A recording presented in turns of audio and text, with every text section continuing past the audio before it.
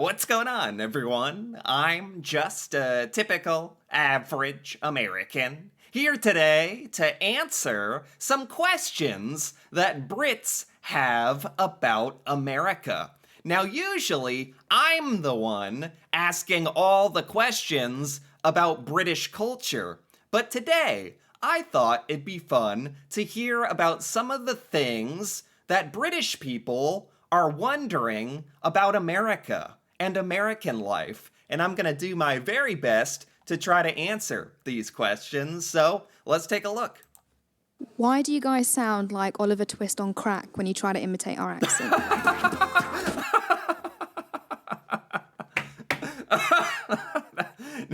not what I was expecting for the first question. But also, at the same time, I'm not terribly shocked about this.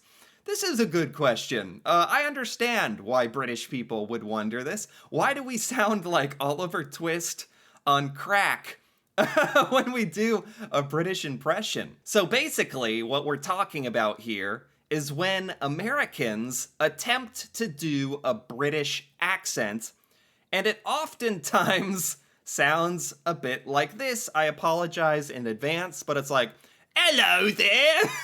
How you doing today, mate? Everything going okay?" Like, it's just, I'm sorry. But yeah, that's, that for some reason, that's the default. It is Oliver Twist on crack. That's actually a really good way to put it. And I think it all comes back to, from what I understand, Mary Poppins, when Americans first were kind of introduced to British culture through Mary Poppins, the movie, and Dick Van Dyke, specifically, who did a really crazy, strange British accent, but that is the accent that stuck in American culture for a very, very long time. I think it's finally sort of starting to go away because of the internet and there's more like TV and movies, and Americans are getting a little more exposed to a proper, like, normal, average British accent. But certainly for a long time now, for a lot of Americans, it's like the British accent, our attempt is like, "Hello, can I have a bottle of water there?" It's pretty strange, actually, and over the top. But it's funny to me that British people, like, have taken notice of that and are like, "What the heck is going on? Like, what's wrong with you, Americans?" Like, I totally understand. It's funny because from my American point of view, when I hear British people attempt an American accent, it's always pretty good. Like, it always sounds pretty reasonable, actually. It'd actually be more entertaining for me if I could hear some British people do a bad American accent or a crazy crack infused American accent. That'd be kind of funny for me. I'd like to see that, but alas, British people do pretty decent American accents. Americans are completely hopeless at the British accent. This is absolutely true. Very funny question. Questions Brits have for Americans. I think I am gonna learn some stuff about British culture here today. Even just hearing about what British people are wondering about Americans, that's gonna teach me something about British life, I think. Why are you so bad at geography? What is your Whoa. Okay, these are going very quickly. Why are we so bad at geography? We are bad at geography. I've oftentimes wondered this myself. Oh man, we're really not pulling any punches with these questions. That's fine. That's fine. And this one has a lot of legitimacy to it. I don't know. Like, for some reason, me and most Americans, we can't, like, label a map of Europe. We don't know where all the European countries are, or even countries in other continents for that matter. Well, we're quite bad at geography. I don't know, maybe it goes all the way back to our little American geography history classes when we were growing up. I think we definitely had an emphasis on American history and American geography, cut us some slack a little bit. Come on. Like, America has 50 states. All the states have names. They all have capital cities. They all have towns, and the states are in different places on the map. It's crazy. And we have to try to memorize all of that. And I think that just takes up all our brain power while growing up. I really do. Combined with the fact that in school, we don't have a huge emphasis on European geography, to be completely honest. I'm sure we went over it once or twice when we were very young, but if you're an American wanting to learn about geography around the world outside of America, you're going to have to take some specialized classes for that or learn about it on your own because by default, most Americans, myself included, are terrible at geography. It scares me, quite honestly. Very true. What is your absolute obsession with red cups? They're in all of your films, all of your TV shows. We just don't get it. No idea. Why is your bread Our absolute fascination, our absolute obsession with red cups. And they're in films. Oh, I know what we're talking about here. We're talking about red Solo cups. Uh, are these not a thing in British culture? You don't have the red cups that you have at parties for alcohol and beer and when I stop and think about it, I don't know why that's a thing. But is it true? Yes, it is true. At a lot of like house parties and gatherings and social events, you really do see these red cups. Let me see if I can actually pull up a photo here so you know what we're talking about. Red Solo cups. There's actually a song about look it up. There's a song about red Solo cups that's pretty funny, actually. Yeah, these are the cups. They are red, generic cups. I don't know. I've never actually bought these myself. I don't know who's in charge of getting these. Maybe the person hosting the event. But somehow there's just always these red cups. Maybe it's like required by law in America. I've never really thought about it.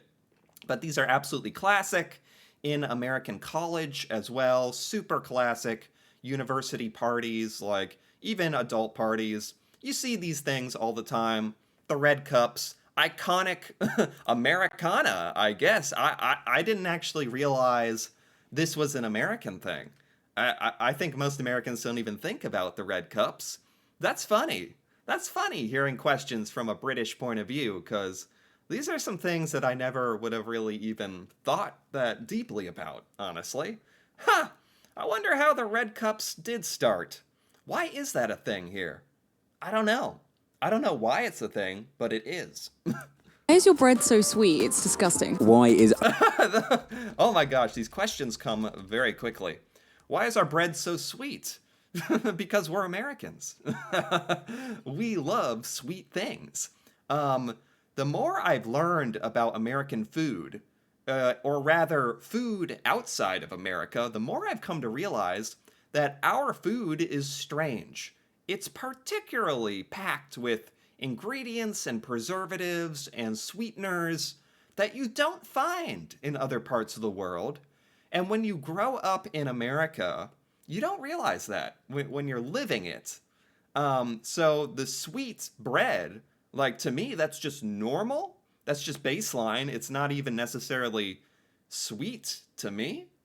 But apparently that's true. And I guess British people notice if you ever have American bread. I've heard that British people really hate American chocolate, that it tastes disgusting. It's really interesting stuff to think about. I think that manufacturers in America that manufacture and produce our food just realize that Americans will buy more of it, or maybe like we get like subconsciously addicted to these foods when they have more of these sugars in them, or I don't know. Apparently the American palate is really, really screwed up at this point, and my taste buds are really, really like trained to only to enjoy the American food, including the sweet bread. I don't know. I think we're kind of stuck in this way for the foreseeable future. But it is interesting for me to think that This is not normal for other parts of the world. Huh. Why is Oprah not on anymore? Why is what? No idea. Why is your bread so sweet? It's disgusting. Why is Oprah not on anymore? Oprah? Oprah? I don't know. I never watched Oprah. Is she not on anymore? I didn't know that. She's not giving away cars or anything? You get a car and you get a car, right? I remember when she did that. Is Oprah not? I thought she had her own network now or something, right? I don't know.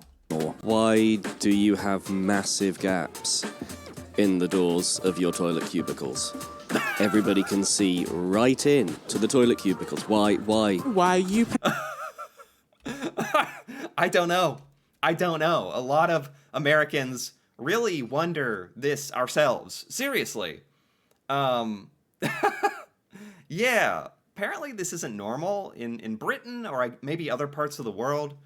If you've ever been to America and you've been to a public toilet, a public bathroom, you'll notice that the gaps, like between the door and the frame, are like pretty big, but the gaps on top of the door and under the door are like a foot long or something, like this big of a gap.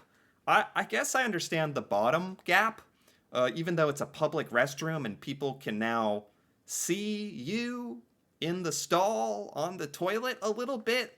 It's very unnerving. I don't like it, but again, this might be the theme for this video. It is normal here in America, so I think after a while you just stop questioning it. You're just like, hello everyone. How you doing? No, it's not that bad. It's just bad enough where we tolerate it, I guess. I don't know. The bottom gap, you can see people's shoes, so you can tell if the stall is in use. I guess that's a good thing. Although you don't want to be like bending down, looking under the stall, like, hello, anyone in there? Hello? You don't want to do that. The top gap, no idea what that's for. It's like you could be peeking over the top, like, is anyone using this? Like, who's gonna do that? I don't know. American bathroom stalls are crazy. Restroom stalls, very true. I agree. why you pronounce twat like twat, and why you pronounce caramel like caramel, and why you pronounce herbs like herbs. What happened to the H? Where did it Herbs like herbs. We do. We say caramel or caramel. Well, in America, I'm not gonna comment on the first one I heard her say, but caramel. We actually use both. It just depends on what region of the United States you live in. Depends on if you say caramel or caramel. I've heard both in America.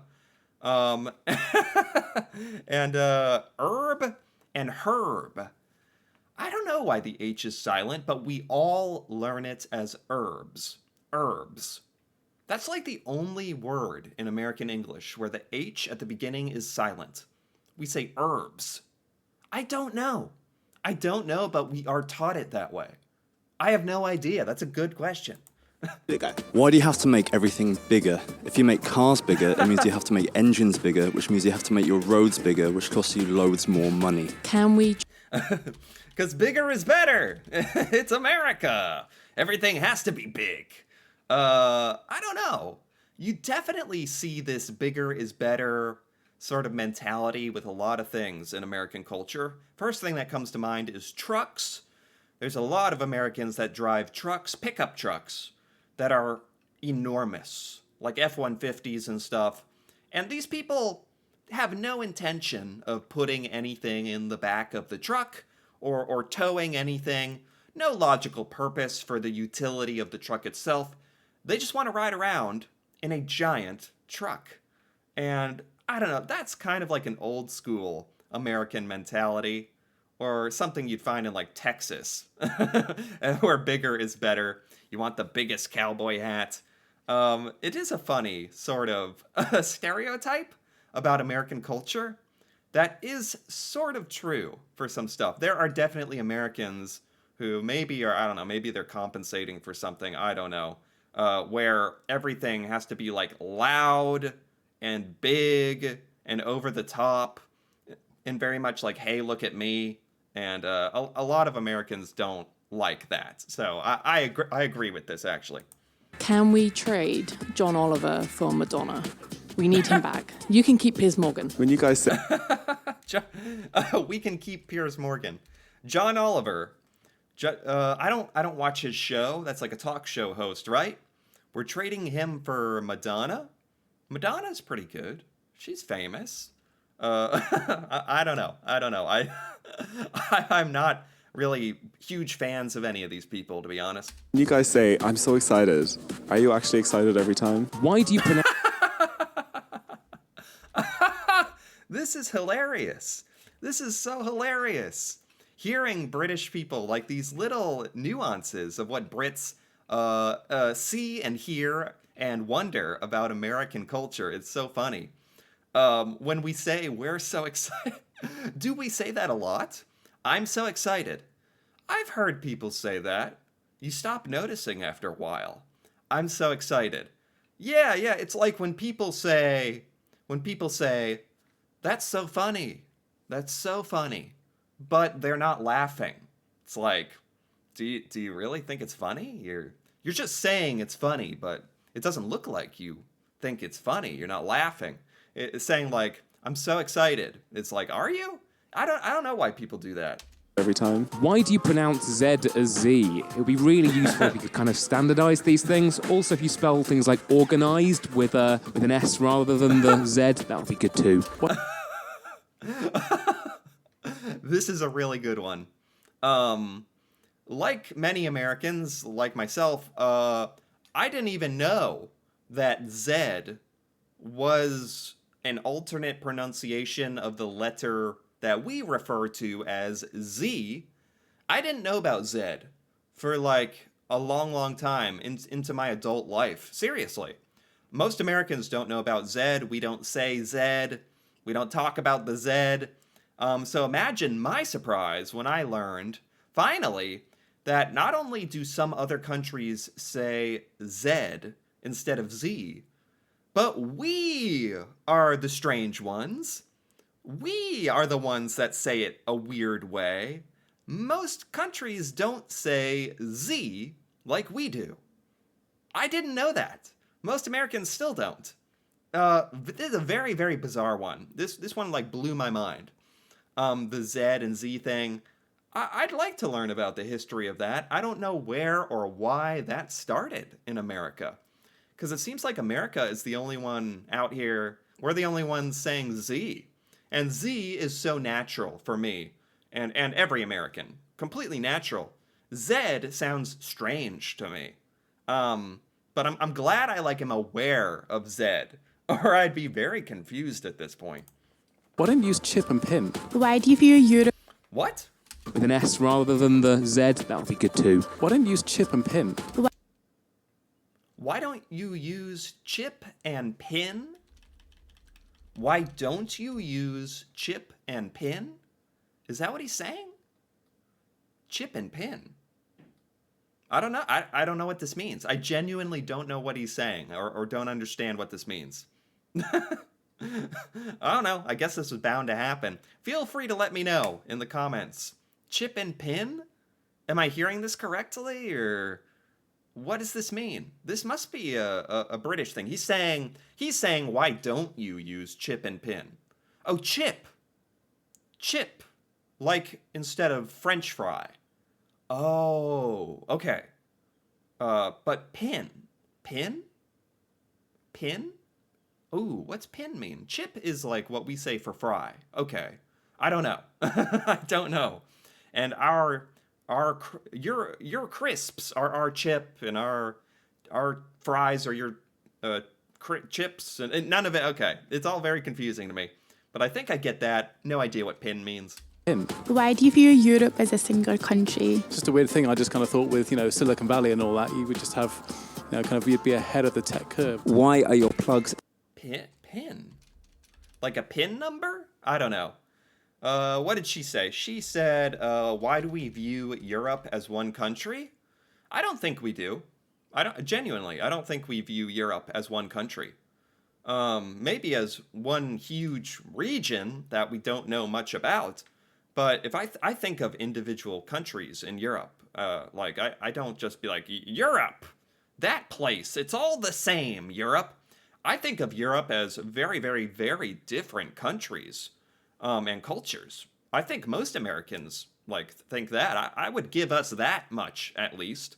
If you're thinking about like Germany versus France versus Spain versus Italy versus the UK, like very, very, very different places. So yeah, I don't know. Do British people get the impression that Americans view Europe as one country? Because I think of individual countries. I just don't know much about them. I'll be honest. Are your plugs so crap, America? Cool thing here. Why are our plugs so crap? I learned about this a while back. I did a video, a reaction to British plugs, and apparently they're much better. They're bigger, more powerful. The components on the inside of the plug itself are better constructed. They're safer. I don't know. I think at this point, too much of our American infrastructure uses our crappy plugs. So it is what it is. Whereas the British plug is superior. Like I learned that, and I'll give you that. I agree. But I think it's far too late for us to change that. Sort of chip. Just makes it look really easy just to pay for stuff. Why is A chip. Okay, so like a chip. Oh, a chip and pin. We keep coming back to this guy. He's talking about a chip and a pin in a credit card. I finally get it. I finally understand. It took a long time. I agree. It took a long time for tap payments and wireless chips to become more standard in American debit and credit cards. And now you can pay by tapping your phone or tapping your credit card. That took a while. I don't know why we were so behind in the technology. I still feel like compared to Europe, we are behind with a lot of technologies. I don't know. I was wondering that when I learned about like the tap to pay stuff. It's finally here. Finally. But it took some years. why is your bacon so weird? Why do you call the wrong Why is our bacon so weird? Right. I've seen pictures of British bacon. It's nothing like bacon here. It makes our bacon look puny, tiny, and sad. British bacon is a lot more big and robust, and they're just different. British bacon is like more tender and chewy. American bacon is stiff, hard, I think kind of a stronger taste. Why is our bacon weird? It's not weird to me. It's normal. And I actually, like most Americans, we really, really like our bacon. It's actually really good. It's got a very strong, unique taste. So this is one where I'm going to stand firm on this and say, like, I don't care that our bacon is weird to you. I think it's pretty good. I'd be interested to compare it to British bacon, though. Maybe my mind could be changed. Weird. Why do you call the wrong thing biscuits and gravy? Gravy is like a meat juice, biscuits are cookies. Putting them together doesn't make any sense. What? What you're doing is scones and jizz. What? Huh? Biscuits and gravy? That's... Okay, biscuits and gravy is a popular dish here in America. I think I can pull up a picture of this. Biscuits and gravy. It's usually white gravy, to be completely honest. Here it is. Yeah, here's some pictures. Biscuits and chunky white gravy. This is so good. This is one of my favorite breakfast items of all time. I love this stuff. Sometimes there's some sausage mixed in.